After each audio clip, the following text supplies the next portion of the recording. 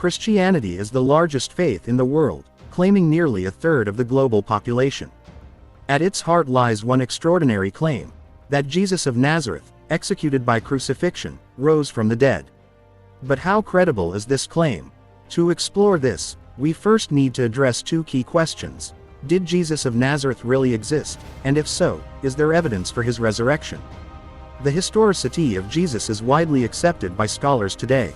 Even those critical of religion agree that Jesus of Nazareth was a real person who lived in 1st century Judea.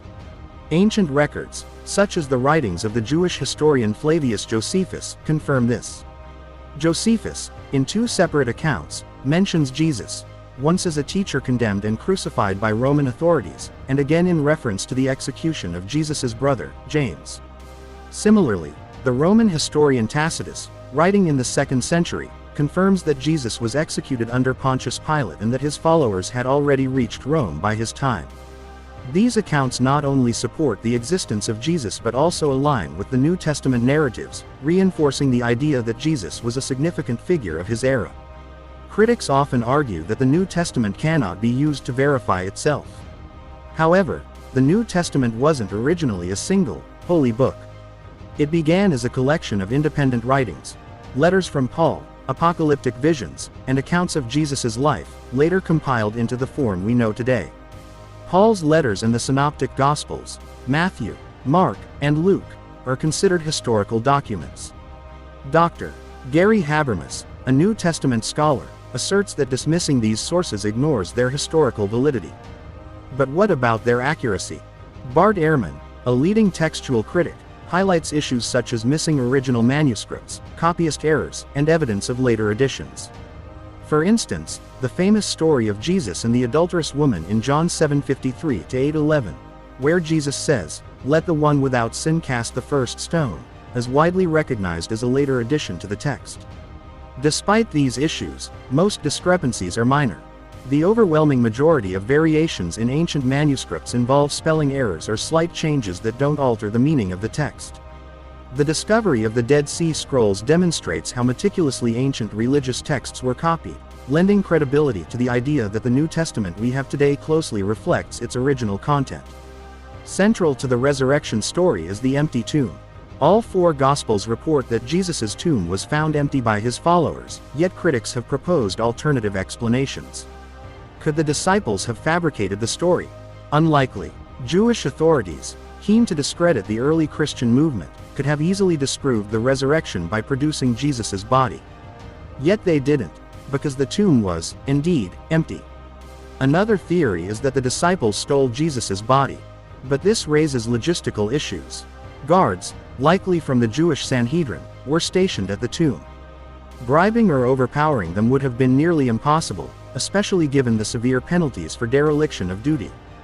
The apparent death theory, suggesting that Jesus survived crucifixion, is equally implausible. Roman executioners were experts, and crucifixion was specifically designed to ensure death. The spear wound described in John 19, producing a flow of blood and water, matches what modern medical science recognizes as a sign of death by asphyxiation and heart failure. The New Testament claims that Jesus appeared to his disciples after his death. This is affirmed by New Testament scholars, including Ed Sanders, who states, "The earliest disciples saw the risen Jesus. I don't know how, but they saw him." Some critics attribute these appearances to grief-induced hallucinations.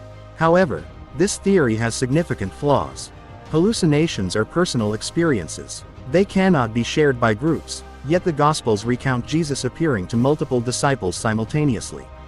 Moreover, as devout Jews, the disciples had no concept of a resurrection before the end of days. The idea that they could hallucinate something so alien to their beliefs stretches credulity. Even St. Paul, a former persecutor of Christians, claimed to have encountered the risen Jesus, an experience that radically transformed his life and mission. Psychological explanations like conversion disorder fail to account for Paul's enduring commitment and theological insights. One of the most striking pieces of evidence for the resurrection is the rapid expansion of the Christian movement. Within weeks of Jesus' death, his followers were openly preaching about his resurrection, despite the risks of persecution. The Corinthian Creed, recorded by Paul in 1 Corinthians 1:5, is one of the earliest Christian statements of faith.